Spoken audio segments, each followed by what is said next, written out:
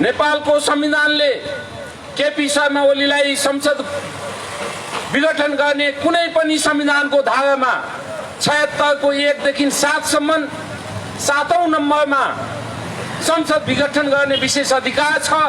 त्यो कसका लागि छ भने यो 1 नम्बरको प्रधानमन्त्री केपी ओलीलाई छैन।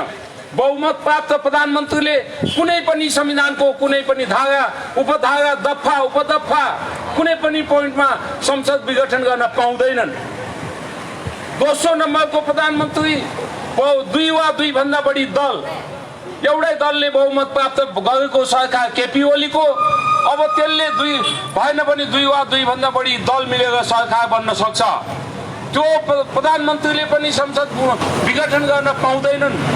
तेस्रो सिंगल लार्जेस्ट पार्टी संसदभित्र सबैभन्दा ठुलो पार्टीले सरकार बनाउँछ, त्यसले पनि संसद पुनः विघटन गर्न पाउँदैन।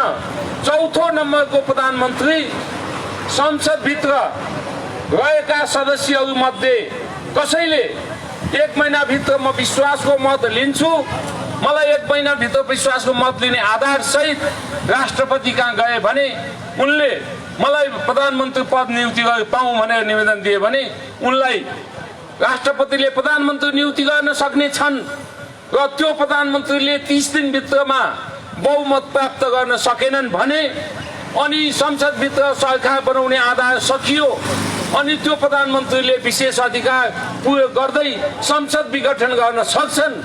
तर त्यो धारा 76 को 7औं नम्बरमा चौथो नम्बरको प्रधानमन्त्रीले मात्रै पाउँछन्, तर आजको यो प्रधानमन्त्रीले पाउँदैनन्। त्यसकारण केपी शर्मा ओलीले जुन संसद विघटन गरे यो अलोकतान्त्रिक हो, यो असंवैधानिक हो, यो निरङ्कुश हो, यो एकदलीय अधिनायकवादी बाटोतर्फ केपी जाँदैछन्। केपीले यो देशलाई सर्वसत्तावादतिर उन्मुख गराउँदैछन्। कम्युनिस्टहरू कहिले पनि प्रजातन्त्रवादी होइनन्, कहिले पनि प्रजातन्त्रवादी हुन सक्दैनन्। नेपालमा नेपाली कांग्रेसले एमालेलाई पनि प्रजातान्त्रिक धारमा संसदीय प्रणालीमा ल्यायो, माओवादीलाई पनि संसदीय प्रणालीमा ल्यायो।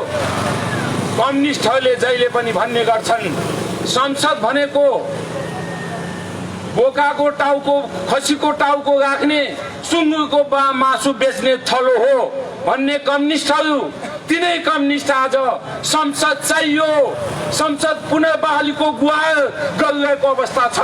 यो भनेको नेपाली कांग्रेसको उपलब्धि हो। नेपाली कांग्रेसले संसदीय धारामा ल्याउनको लागि सफल भएको उपलब्धिका रूपमा यसलाई लिनुहोस्, किनभने उनीहरू कहिले पनि संसदीय व्यवस्थालाई स्वीकार्ने होइनन्, संसदीय व्यवस्थालाई मान्ने पार्टी पनि होइनन्।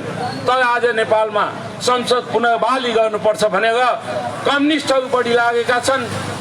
कम्युनिस्ट हिजोको माओवादी पार्टीहरू अझ बढी लागेका छन्, जसलाई संविधान बनाउँदाखेरि संसदीय व्यवस्थालाई धेरैचोटि सहमति र असहमति हुँदा कुरा नमिल्ने पार्टी कम्युनिस्टहरूले कहिले पनि संसदीय प्रणालीलाई स्वीकार्न चाहेनन्। त्यस्ता पार्टी आज संसद पुनः बहालीको माग गर्दै हिँडेका छन्। हामी पनि नेपाली कांग्रेस जस्तो पार्टी एउटा लोकतान्त्रिक पार्टी, एउटा सरकारले अलोकतान्त्रिक काम गर्छ, असंवैधानिक काम गर्छ, असंसदीय काम गर्छ, त्यो असंसदीय काम र लोकतान्त्रिक कामको विरुद्धमा हामी पनि उभिएका छौँ। केपी ओलीले संसद विघटन गरेको असंवैधानिक हो, अलोकतान्त्रिक हो, संविधान विरोधी हो, संविधानमाथि कु हो। त्यसकारण यसको विरुद्धमा आज हामीले यो देशका सम्पूर्ण वडाहरूमा विरोध सभा गरिरहेका छौँ। हामी यो विरोध सभालाई यही ढङ्गले निरन्तर रूपले अगाडि बढाउँछौँ जबसम्म एउटा विकल्पमा अहिले संसद पुनः बहाली हुने या निर्वाचन हुने विषय सम्मानित अदालतको हातमा छ। हामी न्यायालयलाई विश्वास गर्छौँ, स्वतन्त्र न्यायालयलाई हस्तक्षेप गर्न पाइँदैन। अहिले केपी शर्मा ओली र यो देशको राष्ट्रपति स्वतन्त्र न्यायालयलाई धम्क्याउन थालेका छन्। खबरदार, संसद पुनः बहाली भयो भने हामी छाड्दैनौँ। राष्ट्रपतिको काम यो देशमा निर्वाचनको तयारी गर भन्ने आदेश दिने होइन, उनी एउटा सम्मानित ठाउँ हो। हामी सम्मान गर्छौँ हाम्रो सम्मानित राष्ट्रपतिको थलो। यो कुनै पार्टीको होइन, यो देशको राष्ट्रपति हामी सबैको सम्मानित थलो।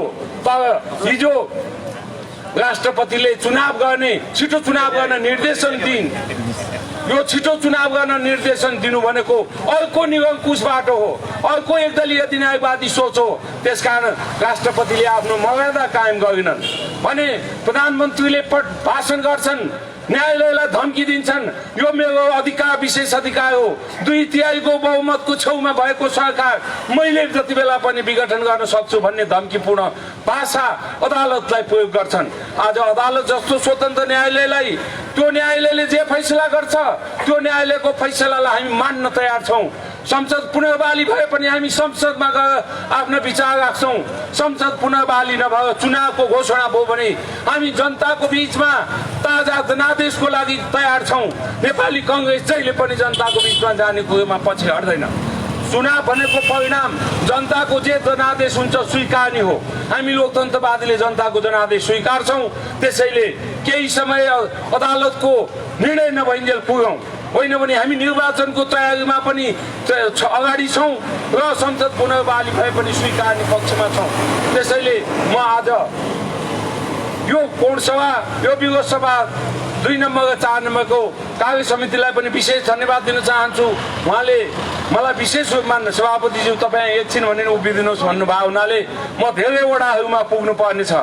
म यहाँबाट 5 नम्बर वडामा साथीहरूले कार्यक्रम सुरु गर्न थाल्नुभयो, म त्यहाँ पुग्नु छ। त्यहाँबाट अर्को मिल्यो भने शिवपुरी जान खोजेको हो। शिवपुरीमा पनि त्यहाँ 4-5 वडाले संयुक्त कार्यक्रम गर्ने र मलाई विशेष अतिथिको रूपमा बोलाउनु भएको छ।